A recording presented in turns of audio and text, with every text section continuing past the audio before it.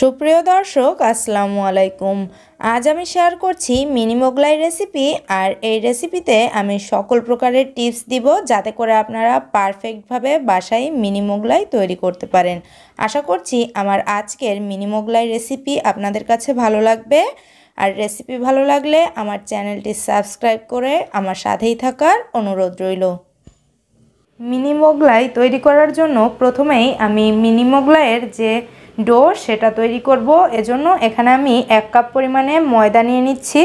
তবে আপনাদের কারো ঘরে যদি ময়দা না থাকে সেক্ষেত্রে আপনারা কিন্তু আটা দিয়েও তৈরি করতে পারবেন। এরপরে দিয়ে দিচ্ছি স্বাদ মতো কিছুটা লবণ।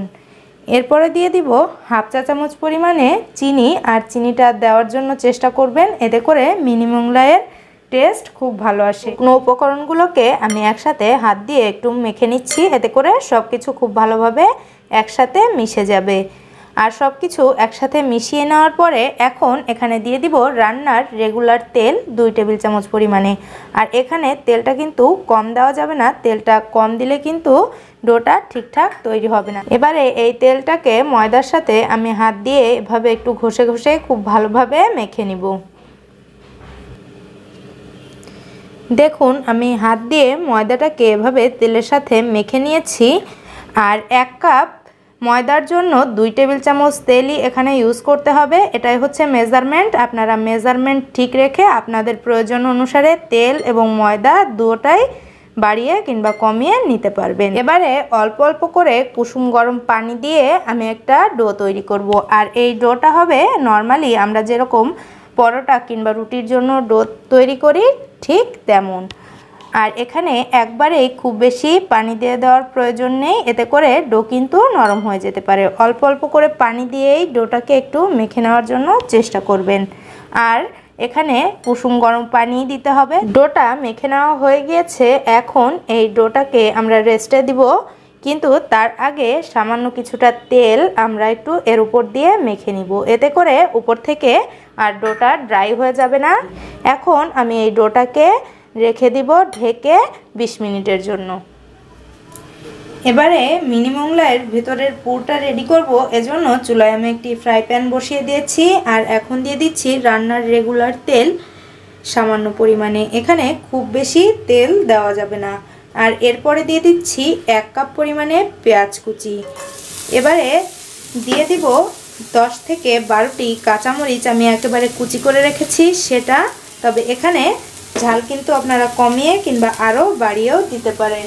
আর এখন এই পেঁয়াজ আর মরিচটাকে আমি কিছুক্ষণ ভেজে নিব, তবে ভেজে কিন্তু একেবারে সফট করব না।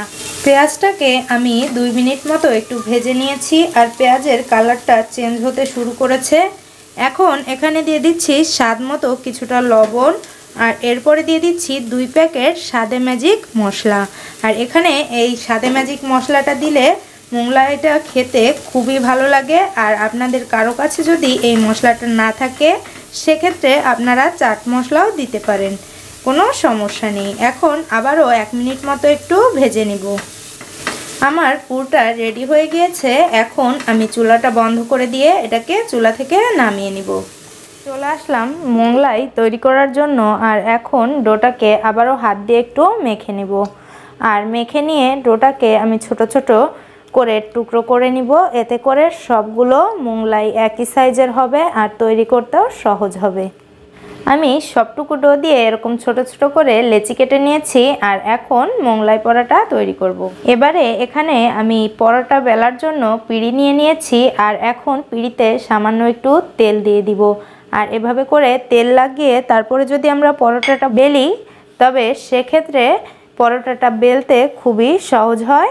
এজন্য একটু তেল মেখে নেবেন এভাবে করে। আর এখন ছোট্ট একটা লেচি নিয়ে পরোটা তৈরি করব।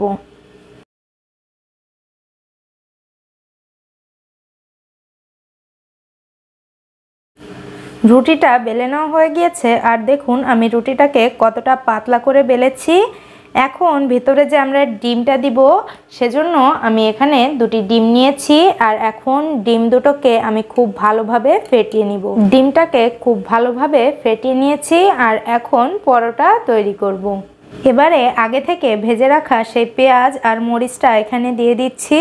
আর আজ আমি একসাথে কিন্তু ডিম, পেঁয়াজ, মরিচ এগুলো মেশাইনি। এটার কারণ হচ্ছে অনেক সময় দেখা যায় যে ডিম, পেঁয়াজ, মরিচ এগুলো একসাথে ফেটিয়ে নিলে পানি গলে যায়, তখন পরোটা তৈরি করার জন্য অসুবিধা হয়। এজন্য এভাবে আলাদা করে রেখে তারপরে তৈরি করলে সুবিধা হয়। এজন্য আমি এভাবে আলাদা করে রেখেই পরোটা তৈরি করছি। প্রথমেই এখানে ভেজে নেওয়া পেঁয়াজ আর মরিচটা দিয়ে দিলাম। এরপরে এখানে ফেটিয়ে নেওয়া ডিমটাকে আমি একটা কাপে তুলে নিয়েছি যাতে দিতে আমার সুবিধা হয়। দেখুন, এরপরে আমি ডিমটা এখানে দিয়ে দিচ্ছি। এতে করে কিন্তু পানি বেরোনোর কোনোই সম্ভাবনা নেই, আর পরোটা তৈরি করতেও আমাদের সুবিধা হবে। প্রয়োজন মতো এখানে আমি ডিমটাও দিয়ে দিলাম। আর এখন আমি মোগলাইয়ের ভাঁজটা দিব। দেখুন আমি কিভাবে ভাঁজটা করছি। এপাশ থেকে এভাবে উঠিয়ে নিয়ে আসতে হবে, আর দেখুন কিভাবে চেপে দিচ্ছি। এই কর্নার থেকে এভাবে চেপে দিতে হবে। এখান দিয়ে এভাবে চেপে দিলে কিন্তু আর ডিমটা বেরিয়ে আসতে পারবে না। আর এখন এই পাশটা থেকেও আমি উঠিয়ে এভাবে চেপে দিব। এতে করে কোনোভাবেই আর ডিমটা বেরিয়ে আসার সম্ভাবনা নেই। কিন্তু মাঝে বরাবর যে আমি পেঁয়াজটা দিয়েছি ওখানে কিন্তু জোরে চাপ দেওয়া যাবে না, সেক্ষেত্রে কিন্তু ওখান থেকে ডিমটা বেরিয়ে যেতে পারে। এজন্য খুবই সতর্কতার সাথে মাঝ বরাবর হালকা একটু এভাবে চেপে দিলেই হবে। আর এখন দুই কোণা থেকেও দেখুন এভাবে করে উঠিয়ে দিচ্ছি, আর খুব সুন্দর করে হাত দিয়ে আলতো হাতে একটু চেপে চেপে লাগিয়ে দিচ্ছি। আর এভাবে করেই আমি আমার প্রতিটি মিনি মোগলাই তৈরি করব। আর দেখুন মোগলাইটা তৈরি হয়ে গিয়েছে। এভাবে করে আমি প্রতিটি মোগলাই তৈরি করে নিয়ে চলে যাব ভাজার জন্য। চলে আসলাম মোগলাইগুলো ভাজার জন্য। আর মোগলাই ভাজার জন্য আমি চুলায় পর্যাপ্ত পরিমাণে তেল দিয়ে দিয়েছি, আর তেলটাকে মোটামুটি গরম করে নিয়েছি। আর চুলার আঁচটা আছে মিডিয়ামের থেকে কমানো। আর এখন একে একে মোগলাইগুলো দিয়ে দিব। আর দেখুন মোগলাইয়ের যে পাশটা আমি ভাজটা দিয়েছি এই পাশটা হচ্ছে নিচের দিকে এভাবে করে দিতে হবে। এতে করে মোগলাইটা আর খুলে আসার কোনোই সম্ভাবনা নেই। এভাবে করেই আমি প্রতিটি মোগলাই দিয়ে দিচ্ছি। এখানে তেলটা খুব বেশি গরম করে তারপরে কিন্তু মোগলাই পরাটাগুলো ছাড়া যাবে না। এতে করে দেওয়ার সাথে সাথেই কালার চলে আসবে, কিন্তু ভালোভাবে কুক হবে না, আর যে মচমচে হয় ওটাও হবে না। এজন্য তেলটাকে মোটামুটি গরম করে তারপরে দিতে হবে। আর চুলার আঁচটা মিডিয়াম থেকে একটু কম রাখতে হবে। আর মোগলাইটা ভাজার সময় এভাবে উপর থেকে একটু তেল উঠিয়ে উঠিয়ে দিলে ভালো হয়। এক্ষেত্রে দুপাশই ভাজা হয় আর ভাজাটাও খুব ভালো হয়। চেষ্টা করবেন এভাবে একটু তেলটা উপর থেকে উঠিয়ে দেওয়ার জন্য।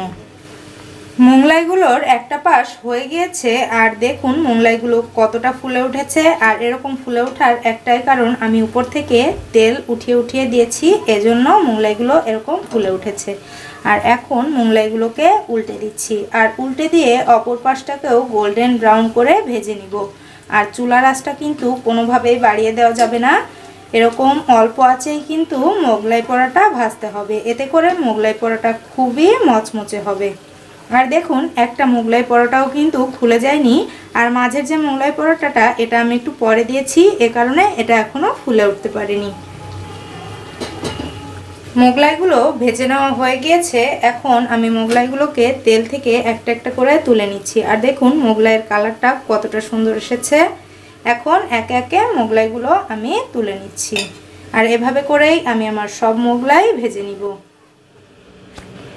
তৈরি হয়ে গেল গরম গরম মিনি মোগলাই। আর দেখুন মোগলাইগুলো দেখতে কতটা সুন্দর লাগছে। রেসিপি ফলো করে আপনারাও বাসায় ট্রাই করবেন, আর আমাকে কমেন্ট করে জানাবেন যে আপনাদের মোগলাইগুলো কেমন হলো। আর দেখুন মোগলাইয়ের ভেতরটা কতটা সুন্দর কুক হয়েছে, কোথাও কিন্তু কোনো কাঁচা ভাব নেই। আর ডিমটা কতটা সুন্দর কুক হয়ে গিয়েছে, আর মোগলাইটা কিন্তু যথেষ্ট পরিমাণে মচমচে। আশা করছি আমার আজকের রেসিপি আপনাদের কাছে ভালো লেগেছে। আর ভালো লেগে থাকলে প্লিজ একটি লাইক দিবেন, আর আমাকে সাপোর্ট করার জন্য আমার চ্যানেলটি সাবস্ক্রাইব করার অনুরোধ রইল। সবাই ভালো থাকবেন। আল্লাহ হাফেজ।